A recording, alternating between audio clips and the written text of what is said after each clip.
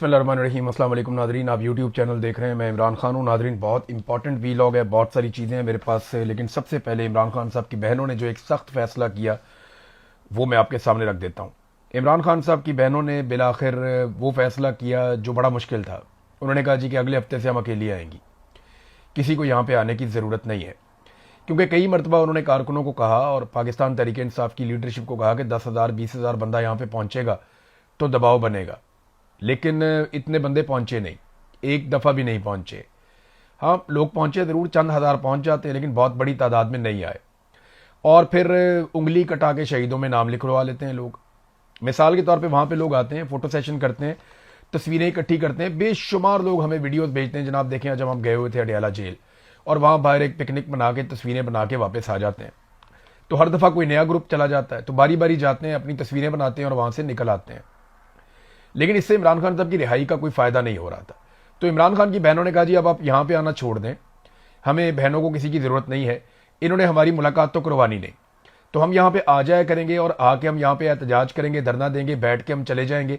आप यहाँ पे ना आए, बल्कि आप इमरान खान साहब के अहकामात को फॉलो करें।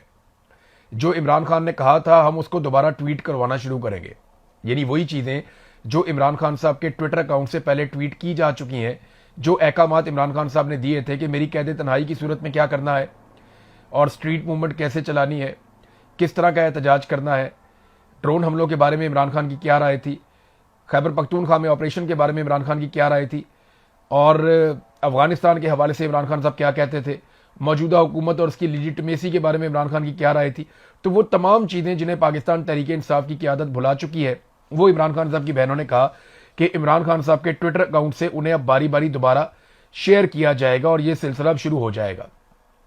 तो वो जो एक कुछ लोग आ जाते थे, वहाँ पे आके एक मेला सा लग जाता था अडियाला के बाहर, जिसका कोई फ़ायदा नहीं हुआ, कोई दबाव नहीं पड़ा, उसको उन्होंने ख़त्म करने का ऐलान कर दिया। और अब स्ट्रीट मूवमेंट की तरफ, क्योंकि सुहेल अफरीदी को कहा था स्ट्रीट मूवमेंट करें और जुनैद अकबर को कहा था कि आप कमेटियों को छोड़ें और जाकर तंजीम साजी करें। तो अब तक की इतला के मुताबिक ना तो तंजीम साजी मुकम्मल हुई है और ना ही स्ट्रीट मूवमेंट के लिए कोई फोर्स बनाई गई है। यानी खैबर पख्तूनख्वा की जो पाकिस्तान तहरीक इंसाफ है, उन्होंने जो ऐलान किया वो मैं हैरान हो गया उसको पढ़ के। यानी उन्होंने ऐलान किया पाकिस्तान तहरीक इंसाफ ने कि हमने जो स्ट्रीट मूवमेंट के लिए या जो इमरान खान साहब की रिहाई के लिए एक फोर्स हम बना रहे थे, उसके लिए हमने 60,000 कारकुनान ने अभी तक रजिस्ट्रेशन करवाई है। इनको ये 60,000 का फिगर बोलते हुए शर्म भी नहीं आई। 60,000 बेशक बहुत बड़ी तादाद है, लेकिन पाकिस्तान तहरीक इंसाफ के लिए नहीं है। यानी 60,000 का फिगर अगर देती MQM तो अच्छी बात थी, 60,000 का फिगर अगर देती कोई और छोटी सी पॉलिटिकल पार्टी तो वो भी अच्छी बात थी। अगर जमात इस्लामी भी होती तो वो अब तक 2-3 लाख का फिगर दे चुकी होती। इसमें कभी संजीदगी दिखाई नहीं गई। एक एक MPA ने 60-60 हज़ार वोट लिया हुआ है, एक एक MNA ने 1-1 लाख से जायद वोट लिया हुआ है। जिस सूबे में इतने बड़े पैमाने पर वोट पड़े कि बगैर मखसूस नशस्तों के 2/3 अक्सरियत पाकिस्तान तहरीक इंसाफ के पास आ गई, उस सूबे में 60,000 नौजवानों का क्लेम करना ये बहुत शर्मिंदगी वाली बात है। देखिए, इसमें मैंने आपको पहले कई मरतबा कहा कि इमरान खान साहब की रिहाई के लिए जो भी एक तंजीम बनाई गई है या फोर्स बनाई गई है, उसके लिए कोशिश की नहीं गई। कोशिश ये होती है जो इमरान खान ने कहा था कि स्ट्रीट मूवमेंट चलाएं, हर गली में, हर मोहल्ले में, हर चौराहे में। 60,000 इन्होंने बंदा रजिस्टर्ड किया है, 60,000 तो मकामात होने चाहिए थे जहां पर रजिस्ट्रेशन हो रही है, और अब तक तो 10-15 लाख नौजवान कम से कम साथ होना चाहिए था इस तंजीम के। लेकिन इस पर तवज्जो दी नहीं। 1-2 दफा इसके बारे में बात की, फिर दोबारा बात करना बंद कर दी पाकिस्तान तहरीक इंसाफ ने, इस पर बोले ही नहीं। क्योंकि तहरीक इंसाफ या खैबर पख्तूनख्वा की हुकूमत की तवज्जो इमरान खान की रिहाई से ज्यादा इन चीजों की तरफ थी जिन चीजों पर मीडिया निशानदेही कर रहा है। बहरहाल पाकिस्तान तहरीक इंसाफ ने कहा जी हमने ऐसा कुछ नहीं किया। तहरीक इंसाफ ने अपनी सफाई पेश की है, और सफाई पेश करते हुए वो ये कहते हैं कि हमने ऐसा कुछ नहीं किया, हम आइन और कानून के तहत सारा कुछ कर रहे हैं, और जो भी हमारे इस्तेहकाक या हमने जो फ़ायदे लिए हैं या खैबर पख्तूनख्वा की असम्बली ने, ये सारी चीज़ें पुरानी हैं, ज़्यादातर चीज़ें पुरानी हैं, बिल्कुल थोड़ी सी चीज़ें नई हैं। और साथ उन्होंने ये भी कहा कि 99% चीज़ें पुरानी हैं, हमने तो सिर्फ कुछ चीज़ों को तब्दील किया है। ब्लू पासपोर्ट के हवाले से भी तासुर गलत है कि कोई नई सहूलत फराम की गई है, ये बाकी सूबों को ये सहूलत हासिल है, तो हम चाहते हैं कि उसको सेनेटर्स और कौमी असम्बली के अरकान की तरह कर दिया जाए। और ये हर दौर में कहा जाता रहा है, हर दौर में बार बार ऐसी करारदातें आती रही हैं, तो ये पहली मरतबा नहीं आई। असला लाइसेंस के बारे में भी उन्होंने सफाई पेश की। रेस्ट हाउसेज में क्याम के मुतालिक उन्होंने कहा जी ये तो पहले से इजाजत है और बाकी चीज़ों में भी पहले से इजाजत मौजूद है। तो हमने कुछ भी नया नहीं किया। खैबर पख्तूनख्वा असेंबली शफाफियत, आईनी बालादस्ती और अवामी मफाद के उसूलों के तहत अपनी आईनी जिम्मेदारियां अदा करती रहेगी। लेकिन नहीं, जो मौक़िफ़ दिया ना 3 सहाफ़ियों ने, मुझे उसमें बड़ी जान नजर आई। अहमद वड़ाइश साहब, उन्होंने इसको बहुत अच्छा रिपोर्ट किया। मोहम्मद फ़हीम साहब, बड़ा शानदार रिपोर्ट किया। और किस्मत खान ने बहुत अच्छे सवालात उठाए। देखिए, पहला सवाल तो ये बनता है, जो ये बार बार कहते हैं कि जनाब हमने कोई भी तब्दीली नहीं लाए, तो 5 तब्दीलियां तो मैं आपको पिछले वीलॉग में बता चुका हूं और ये बाकायदा अब मीडिया की जीनत बनी है। नंबर 1, वो कहते हैं जी कि जो बीवियां हैं अरकान असेंबली के, उन्हें जो है वो ताहयात असेंबली कार्ड मिलेगा, जैसे आईडी कार्ड होता है, और उसकी बड़ी इज्जत की जाएगी। नंबर 2, उन्होंने कहा जी एयरपोर्ट पर वीआईपी लॉन्च इनको मिलेंगे, वफाकी कानून के तहत ऑफिशियल पासपोर्ट इनको दिए जाए, ताहयात दिए जाएं। ताहयात, जो जब से आसिम मुनीर साहब को ताहयात इस्तिस्ना मिला है ना, या ताहयात फील्ड मार्शल वो बने हैं, तब से ताहयात का लफ्ज बड़ा पसंद आ गया सबको। सरकारी अफसरान की तरह इनको क्लब की मेंबरशिप भी चाहिए और जाती गाड़ियों के शीशे काले करने हैं। साथ ही साथ ये जो 4 लाइसेंस इनको असले के मिलते थे, उनको 8 लाइसेंस करार दिया गया। उसमें खैबर पख्तूनख्वा की हुकूमत कहती है जनाब वो हमारी मजबूरी थी, क्योंकि सिक्योरिटी के मामला बड़े संजीदा हैं। लेकिन जो अहम सवाल आते हैं ना, वो फिर अपनी जगह पर मौजूद है। देखिए, अगर ये शफाफियत थी और ये कवानीन बड़े शफाफ तरीके से लाए गए थे, तो चंद सवालात जो हैं वो जन्म पा चुके हैं। नंबर 1, अगर ये कानून 30 अप्रैल 2026 को असेंबली ने मंजूर किया था, तो 6 मई 2026 को उसे गवर्नर ने मंजूरी दे दी और 7 मई को उसे सरकारी गजट में शाया कर दिया गया था। तो उसे सूबाई असेंबली की ऑफिशियल वेबसाइट पर मंजूर शुदा कवानीन की फहरिस्त में क्यों शाया नहीं किया गया? इसको छुपाया क्यों गया? अगर तो ये कानून पास करवाना था, तो ये कानून शाया क्यों नहीं किया गया? इसे मंजूर शुदा कवानीन की फहरिस्त में क्यों नहीं डाला गया? और इस कानून का सरकारी और मुस्तनद मुसवदा अवाम की तस्दीक के लिए बाकी कवानीन में क्यों मौजूद नहीं था? यानी अगर आप एक कानून पास कर रहे हैं और छुपा के पास कर रहे हैं, तो उससे शको शुबा पैदा हो जाता है ना। जैसे पंजाब हुकूमत ने क्या किया, उन्होंने जहाज खरीदा, लेकिन उन्होंने इतने गंदे तरीके से हैंडल किया कि वो उनकी छेड़ बन गया जहाज। अब वो परेशान है। यानी वो कहते थे कभी हम जनाब इस वजह से खरीद रहे हैं, कभी कहते हैं इस वजह से खरीद रहे हैं। वो बहानेबाजियां कर करके उन्होंने जहाज को अपनी छेड़ बना लिया। वैसे खरीदना तो नहीं चाहिए था। इसी तरह इन्होंने जितना छुपाया इस कानून साजी को, उससे यह सूरत पैदा हो गई है। फिर एक और जो चीज उठी वो ये है कि कोई भी रुकन असेंबली होगा जिसको लगेगा उसका इस्तेहकाक मजरू हो गया है, तो उस पर कार्रवाई के लिए एक जुडिशल कमेटी कायम की जाएगी असेंबली के अंदर। यह कमेटी असेंबली के इस्तेहकाक से मुतालिक जराइम पर फैसला करने और सजाएं सुनाने का इख्तियार रखती होगी। यह किया जाएगा।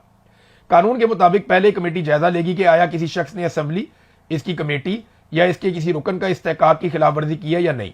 अगर खिलाफवर्जी हुई है तो मामला जुडिशल कमेटी को भिजवा दिया जाएगा। जुडिशल कमेटी को गवाहों को तलब करने, रिकॉर्ड मंगवाने, हलफ लेने और कार्रवाइयां चलाने के इख्तियारात जैसे जजों को हासिल होते हैं, वैसे उनको हासिल होंगे। और कमेटी की जानिब से सुनाई गई सजा पर अमल दरामद भी अदालती निजाम के जरिए किया जाएगा। कानून के मुताबिक जो शख्स जुडिशल कमेटी के फैसले से मुतासिर हो, वो अपील स्पीकर असेंबली के पास दायर कर सकेगा और स्पीकर का फैसला हतमी होगा। यानी किसी भी जगह या किसी अदालत में इसके खिलाफ अपील नहीं की जा सकेगी। अब ये क्या है? ये खैबर पख्तूनख्वा में हो रहा है नाजरीन, कहीं और नहीं हो रहा। और इमरान खान की रिहाई के लिए इन्होंने अभी तक सिर्फ 60,000 कारकुनान इकट्ठे किए। देखिए, मैं आपको बताता हूं, कोई तवज्जो नहीं है इमरान खान की रिहाई पे। मैं आपको सच बता रहा हूं। ये सिर्फ इक्तदार के भूखे लोग हैं और इक्तदार में आकर बैठ गए। अगर इमरान खान की रिहाई पे तवज्जो होती ना, तो इन्होंने आते ही जो सबसे पहला वादा किया था वो क्या किया था, याद है आपको? इन्होंने कहा था कि हम वो जो कानून पाकिस्तान की फौज को ये इख्तियार देता है कि वो हमसे पूछे बगैर खैबर पख्तूनख्वा पे ऑपरेशन करे, वो कानून हम आते ही खत्म कर देंगे और उसके लिए हम कोशिश करेंगे। लेकिन 1 टके की कोशिश नहीं की गई। सिर्फ उस मामले को अदालत में फंसा दिया गया ताकि जब भी कोई पूछे तो हम कहेंगे जनाब वो तो हमने कोशिश की है, लेकिन वो हो नहीं रहा। भाई, आपके पास 2/3 अक्सरियत है, आपके पास सूबाई असेंबली में अक्सरियत है। आप उसके मुकाबले में एक और कानून लाकर उसे खत्म कर सकते हैं। आपको जरूरत ही नहीं है अदालत में जाने की। Action in aid civil power का कानून था, तो action in aid civil power जो कानून है, आते ही सुहेल अफरीदी ने ऐलान किया था मैं इसको खत्म करूंगा। गंडापुर ने भी कहा था मैं इसको खत्म करूंगा, लेकिन दोनों ने इसको खत्म नहीं किया। वो कानून आज भी मौजूद है। उसी कानून के तहत खैबर पख्तूनख्वा के 3 से 4 डिफरेंट एरियाज में, मैंने आपको पिछले वीलॉग में बताया भी, वहां पे मिलिट्री ऑपरेशंस अभी भी जारी है, जबकि इमरान खान साहब का मौक़िफ़ कुछ और था। तो ये हुकूमत खुद ऑपरेशंस करवा रही है, जबकि इमरान खान साहब ऑपरेशंस के खिलाफ थे। अभी ड्रोन हमले 74% ज्यादा हो गए हैं, जबकि इमरान खान साहब ड्रोन हमलों के खिलाफ थे। उन्होंने कहा था FIR दो, इन्होंने अभी तक एक भी एफआईआर नहीं दी। तो ये चीजें साबित करती हैं कि इन लोगों को इमरान खान का हुक्म या इमरान खान साहब की जो पॉलिसी है उससे ज्यादा अपना इक्तदार अजीज है, और ये इक्तदार से बाहर देखने के लिए बिल्कुल भी तैयार नहीं है। अब नाज़रीन, एक और चीज मैं आपको पहले बता दूं, हमारे बड़े अच्छे दोस्त हैं, भाई हैं, अहमद फरहाद साहब। उनके फैमिली के सोर्सेज ने मुझे बहुत इंपॉर्टेंट इंफॉर्मेशन दी है, और अभी जब मैं वीलॉग कर रहा हूं तो अभी ये इंफॉर्मेशन मुझे थोड़ी देर पहले मिली है, और ये इंफॉर्मेशन तस्दीक शुदा है। अहमद फरहाद साहब पे लगातार दबाव डाला जा रहा है, और उन्हें कहा जा रहा है कि एक वीडियो बनाओ जिसमें जो कुछ आपने कहा और किया उसको आप गलत करार दो। एक वीडियो बनाओ, ज्वाइंट अवामी एक्शन कमेटी के इकदाम को गलत करार दो। तो उनसे जबरदस्ती एक वीडियो बनाने के लिए दबाव डाला जा रहा है, और यही दबाव कुछ दिन पहले ज्वाइंट अवामी एक्शन कमेटी के लोगों ने कहा कि वो डाला जा सकता है शौकत नवाज मीर के ऊपर भी। लाजमी बात है, उन पर दबाव डाला गया होगा। मुझ पे भी 4-5 महीने एक ही दबाव था कि वीडियो बनाओ, वीडियो बनाओ, वीडियो बनाओ, वीडियोस चाहिए हमें। कैमरे लेके आ जाते हैं, जी वीडियो बनाओ, वीडियो बनाओ, इसको गाली दो, उसको बुरा कहो, ये कहो जनाब ये मैंने किया, वो उसने किया, ये सारा कुछ गलत है। यानी यहां पे बैठ के वीडियो बना के अपने मौक़िफ़ को गलत साबित करो। तो अहमद फरहाद को कहा जा रहा है कि तुम एक वीडियो बनाओ, उन पर दबाव डाला जा रहा है। अल्लाह ताला उन्हें इस्तकामत अता फरमाए। उन्होंने अभी तक किसी भी किस्म की कोई वीडियो बनाने से इनकार किया है, लेकिन एक बड़े अहम सोर्स से यह पैगाम जरूर आया है कि अहमद फरहाद पे जबरदस्त दबाव डाला जा रहा है कि आप एक वीडियो बनाएं, आपको रिहा कर दिया जाएगा। अगर आप वीडियो नहीं बनाएंगे तो आपकी कैद लंबी होती चली जाएगी। तो तमाम कश्मीरियों से मेरी गुजारिश है कि शौकत नवाज मीर साहब के लिए, अहमद फरहाद साहब के लिए, और जो बाकी लोग इस वक्त कैदोबंद की सऊबतें काट रहे हैं, उन सबके लिए आवाज उठाएं। और हर पाकिस्तानी को आवाज उठानी चाहिए, बल्कि हर इंसान को आवाज उठानी चाहिए। सिर्फ कश्मीरियों का यह मामला नहीं है, यह इंसानियत का मामला है, इंसानी हुकूक का मामला है। तो सबको इसके ऊपर जोरदार तरीके से आवाज उठानी चाहिए। नादरीन, ये एक तस्वीर मैं आपको दिखाता हूं, ये देखें आप, ये खैबर पख्तूनख्वा से आई है। ये एक पिकअप है छोटी सी, और ये लेकर जा रही है ताबूत। बलूचिस्तान से ताबूत ही आ रहे हैं, यानी हर चौथे दिन किसी ना किसी सिक्योरिटी फोर्सेस के ताबूत आ जाते हैं, मजदूरों के ताबूत आ जाते हैं, मेहनत कशों के ताबूत आ जाते हैं, कभी पुलिस वालों के ताबूत आ जाते हैं। ये 10 ताबूत और एक पिकअप में जा रहे हैं। क्यों जा रहे हैं पता है? ये जो अभी पुलिस वालों पे हमला हुआ है, एक तरफ हरनाई का इलाका है, एक तरफ कोयटा है, ये दोनों आपस में ऐसे जुड़ते हैं, इनके बीच में पहाड़ी इलाका है। अब ये जो अटैक हुआ है इस मर्तबा, ये जो मुसल्ला जत्थों ने अटैक किया पुलिस के ऊपर एक दिन पहले कोयटा में, ये बड़ा खौफनाक हमला था। कई घंटों तक लड़ाई जारी रही है। अब इस लड़ाई के जो ऐनी शाहिदीन है, उन्होंने मुझे क्या बताया, ये सुने आपके रोंगटे खड़े हो जाएंगे। वो ये बताते हैं कि मुसल्ला जत्थों ने जदीद तरीन असले के साथ पुलिस के ऊपर अटैक कर दिया। पुलिस ने जबरदस्त लड़ाई लड़ी, पुलिस शानदार तरीके से जवाबी हमले कर रही थी और शानदार लड़ाई लड़ रही थी। और फिर उसके बाद वक्त गुजरना शुरू हुआ, पुलिस की जानिब से फायरिंग कम होना शुरू हो गई, जबकि दहशतगर्दों को सप्लाई लगातार जारी थी। वो फायरिंग तेज करते चले जा रहे थे, जदीद हथियारों का इस्तेमाल कर रहे थे। उस वक्त सोशल मीडिया के ऊपर बहुत सारे बलोच नौजवानों ने जो वहां आसपास मौजूद थे, उन्होंने वीडियो पैगाम जारी किए। उन्होंने फौरी तौर पे तमाम जहां जहां वो राब्ते कर सकते थे, उन्होंने हर तरफ राब्ते किए, सोशल मीडिया पे पैगाम जारी किए कि फौरन मदद भेजी जाए, इंतजामिया फौरी तौर पे असला भेजे, इंतजामिया फौरी तौर पे मजीद कुमक भेजे और पुलिस का साथ दे। लेकिन पुलिस का साथ देने के लिए कोई नहीं आया। वहां 9 पुलिस वाले शहीद हो गए, 20 से ज्यादा वो अगवा करके ले गए, और अभी तक जो पुलिस वाले वापस आए हैं वो 8 से 9 हैं जो वापस आए। बाकी पुलिस वाले अभी तक अगवा हैं, उनके बारे में कुछ नहीं पता। मेरे पास सबके नाम मौजूद हैं, शहीद कौन कौन हुआ, अगवा कौन कौन हुआ, वापस कौन कौन आया, और जो लोग अभी तक वापस नहीं आए उनके बारे में कुछ पता नहीं है कि वो कहां पे गए। बहरहाल ये मुसल्ला जत्थों ने हमला किया। पुलिस बार बार मांगती रही कि हमें मजीद असला चाहिए, हमें ताजा कुमक चाहिए, दहशतगर्दों पे बाहर से हमला किया जाए। और इस पूरे एरिया में मैं आपको बताता हूं, जगह जगह एफसी की चेक पोस्टें हैं। इस पूरे एरिया में फोर्सेस जगह जगह पर मौजूद है और भारी मिकदार में मौजूद है। उनके पास जदीद असला भी मौजूद है, लेकिन इसके बावजूद फोर्सेस मदद करने के लिए नहीं आई। और यह वाकया पहली मर्तबा नहीं हुआ। मकामी लोग ये बताते हैं कि जब जब यहां पे अटैक होता है, फोर्सेस मदद के लिए मौके पर नहीं पहुंचती, पुलिस वाले भी शहीद हो जाते हैं, आम लोग भी मारे जाते हैं। फोर्सेस हमेशा वाकया होने के बाद उस जगह पे आती है, या कहीं पे अटैक करना हो तो वो अपने तरीके से अटैक करती हैं, वो किसी लड़ाई में आकर नहीं पड़ती। और ये लगातार होता चला जा रहा है। मेरे एक बहुत करीबी दोस्त हैं, उन्होंने मुझे बताया कि एक ग्रुप बना हुआ था जिसमें इंटेलिजेंस एजेंसियों के लोग भी थे, मिलिट्री के लोग भी थे, पुलिस के लोग भी थे, मकामी लोगों को भी डाला हुआ था, सियासी लोगों को भी डाला हुआ था। तो एक बहुत बड़ा अटैक हुआ और उसमें मैंने फौरी तौर पे ग्रुप में लिखा कि जनाब फौरन मदद भेजी जाए, यहां पे लड़ाई इस वक्त जारी है और फोर्सेस पहुंच जाएंगी तो दहशतगर्दों को घेर लिया जाएगा। तो उसमें एक ऑफिसर ने फोन किया, कहते डायरेक्ट मुझे, और उन्होंने कहा तुम्हें क्या मुसीबत पड़ी हुई है, तुम तो चुप करके बैठो। ये नादरीन इस वक्त की सूरत हाल है और ये मुझे मेरे दोस्त ने खुद वाकया सुनाया गुज़िश्ता रात, और इस वाकये ने तो रोंगटे खड़े कर दिए लोगों के। लोग सोच रहे हैं कि ये दहशतगर्दों को रोकने के लिए सिक्योरिटी फोर्सेस क्यों नहीं आती, पुलिस वालों को भेड़ बकरियों की तरह वहां मरने के लिए छोड़ दिया। वो बेचारे इतने सारे पुलिस वाले वहां पे शहीद हो गए, अब उनका नमाज जनाजा पढ़ के 2 आंसू बहा दिए जाएंगे और उसके बाद अल्लाह अल्लाह खैर सल्ला, फिर वजीर आला पहुंच जाएंगे इस्लामाबाद में। उन्होंने कोयटा में या बलूचिस्तान में तो कहीं ट्रैवल करना नहीं है। तो नादरीन ने एक और चीज बहुत अजीब मैं आपको बताता हूं, ये जो हरनाई और कोयटा है, इसके बीच के जो पहाड़ी इलाके हैं, ये निस्बतन कोयटा कैंट के करीब है। इनके बीच में मुझे कई सोर्सेज ने यह बात बताई है कि मुसल्ला जत्थे बहुत बड़ी तादाद में मौजूद हैं और यहां पे नकलो हरकत लगातार देखी जाती है। अब इतने सारे मुसल्ला जत्थे यहां पे मौजूद हैं, इनको सप्लाई कैसे आती है, इनको राशन की सप्लाई कैसे आती है, इनको एमुनिशन कैसे आता है, इनको हथियार कैसे पहुंचते हैं, ये यहां से निकलकर अटैक करते हैं मुख्तलिफ इलाकों में कैसे करते हैं, इनको रोका क्यों नहीं जा रहा, यह बहुत बड़ा सवाल है। और एक और चीज मैं आपको बताता हूं, मुस्तकबिल में आपको यह चीज सबूतों के साथ सामने आना शुरू हो जाएगी कि इस वक्त पाकिस्तान की एस्टेब्लिशमेंट ने जराइम पेशा अफराद और कुछ मुसल्ला जत्थों को इकट्ठा किया है कौम परस्तों के खिलाफ। यानी अब लड़वाने की एक कोशिश की जा रही है। एक तरफ के क्रिमिनल्स को उठाया जा रहा है, जराइम पेशा अफराद को इकट्ठा किया जा रहा है, उन्हें माफी दी जा रही है, उनको मुसल्ला किया जा रहा है और मुसल्ला किया जा रहा है कौम परस्तों के खिलाफ। ये एक नई लड़ाई को जन्म देने जा रहे हैं, सिर्फ इसलिए कि एक दुश्मन को मारने के लिए दूसरे दुश्मन को तगड़ा करो, कल ये तगड़ा हो जाएगा, ये भी आपके गले पड़ जाएगा। तो हमेशा गलत तजुर्बे किए हैं और हमेशा गलत तजुर्बों से पाकिस्तान ने नुकसान उठाया है। एक मरतबा फिर वही सारा खेल खेला जा रहा है जो हमेशा हमने पाकिस्तान में होता हुआ देखा है। अब नादरीन एक और खबर है, आसिम मुनीर साहब की लगातार ब्रांडिंग की जा रही है। अभी एक ट्रेंड चलाया गया कि उम्मत मुस्लिमा के लीडर के तौर पर, और इसमें कुछ साबिक जर्नैल, कुछ बहुत सारे रिटायर फौजी ऑफिसर, उनको शामिल किया गया है।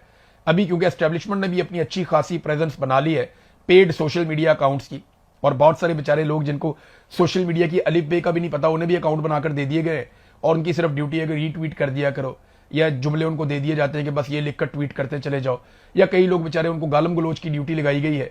तो वो अब एस्टेब्लिशमेंट के करने का ये काम नहीं था, लेकिन ये घटिया काम भी इसके अंदर भी वो पड़ गए, क्योंकि एक सियासी जमात की तरह वो डील करते हैं ना, तो वो आ गए नादरीन, इस मामले के अंदर भी कूद गए। और अब जनाब ट्रेंड चलाया जा रहा है, आसिम मुनीर साहब की ब्रांडिंग की जा रही है उम्मत मुस्लिमा के लीडर के तौर पे। हालांकि वो कौन है, एक सरकारी मुलाजिम, वो एक दिन रिटायर हो जाएंगे और फिर पाकिस्तानियों को उम्मत मुस्लिमा का एक नया लीडर मिल जाएगा। ताहिर अशरफी साहब जो है ना, इन जैसे लोगों को आसिम मुनीर साहब की रिटायरमेंट के बाद आलम इस्लाम का एक नया रहबर मिल जाएगा। और ये हमेशा होता रहा है, पहले जनरल बाजुआ के जूते पॉलिश करते थे, अब आसिम मुनीर के जूते पॉलिश करते हैं, और इनके बाद जो आएगा उसके जूते पॉलिश करेंगे। ये चलता चला आ रहा है। देखिए लीडर कौन होता है, राहबर कौन होता है, जिसने सस्टेन करना होता है। मुलाजिम कभी भी लीडर नहीं होता, वो तो मुलाजिम होता है बेचारा, नौकरी पेशा, उसको तो तनख्वाह मिलती है हर महीने काम करने के लिए। वो अपने बच्चों को खाना खिलाता है तनख्वाह लेने के बाद, वो अपनी फैमिली के अखराजात पूरे करता है, बच्चों को तालीम दिलवाता है, वो अपना घर बनाता है, वो अपनी जिंदगी की गाड़ी चलाता है तनख्वाह लेकर। तो सरकारी मुलाजिम कभी भी ऐसा लीडर नहीं होता कि वो कौमों की नुमाइंदगी करे किसी जगह पे जाके। वो लीडर ही होते हैं और वो इन चीजों से बाहर होते हैं, उनको इस्तिस्ना होता है इन चीजों से। सरकारी मुलाजिम को नहीं होता, उसने रिटायर होना है एक दिन। जब सरकारी मुलाजिम रिटायर होता है तो उसकी जगह दूसरा आ जाता है उस कुर्सी के ऊपर, उसके बाद वो रहबर बन जाता है, वो लीडर बन जाता है, वो रहनुमा बन जाता है पाकिस्तान जैसे मुल्कों में। तो ये बड़े लंबे अरसे से इसी तरह का खेल चला जा रहा है। अब देखें ना, जिस चीज में हाथ डाला उस चीज को खराब कर दिया। पीआईए तो बेच दी थी, अब पाकिस्तान के 3 बड़े एयरपोर्ट्स बेचने की भी तैयारी हो रही है। ये देखें आप कौन कौन से एयरपोर्ट हैं, लाहौर का, कराची का और इस्लामाबाद का। 3 ही बड़े एयरपोर्ट हैं पाकिस्तान के जो इंटरनेशनल एयरपोर्ट्स हैं, बड़े बड़े। तीनों एयरपोर्ट्स को बेचने की तैयारी है और निजकारी प्रोग्राम के अंदर इनको शामिल कर दिया गया। एयरपोर्ट भी बेच दो, मोटरवेज भी बेच दो, कोई चीज रह ना जाए इस मुल्क में, पाकिस्तानियों का कोई एसेट ना रह जाए। कर्जा इन्होंने इतना चढ़ाया, इतना चढ़ाया, इतना कर्जा पाकिस्तानियों ने 75 साल में नहीं लिया जितना इन्होंने 4 सालों के अंदर ले लिया। उससे ज्यादा कर्जा ये अब ले चुके हैं और हर दिन ये लगभग 20 अरब रुपया पाकिस्तान के ऊपर मजीद कर्जा चढ़ा देते हैं। हर गुजरते सेकंड के साथ पाकिस्तान पे कर्जा चढ़ता चला जा रहा है, चढ़ता चला जा रहा है। आम आदमी पाकिस्तान का मकरूद होता चला जा रहा है और इन्हें किसी बात की फिक्र नहीं है। पाकिस्तान ने जितना सूद अदा करना होता है ना 1 साल के अंदर, वही पाकिस्तान नहीं उतार सकता, तो पाकिस्तान कर्जा कैसे उतारेगा। बहरहाल ये सारा कुछ पाकिस्तान की मिलिट्री एस्टेब्लिशमेंट के अजीबो गरीब फैसलों के नतीजे में हो रहा है और हम इन फैसलों को तब तक भुगतेंगे जब तक इन फैसलों के खिलाफ हम खड़े नहीं होंगे। अब तक के लिए इतनी, अपना ख्याल रखिएगा, अपने इस चैनल का भी। अल्लाह हाफिज।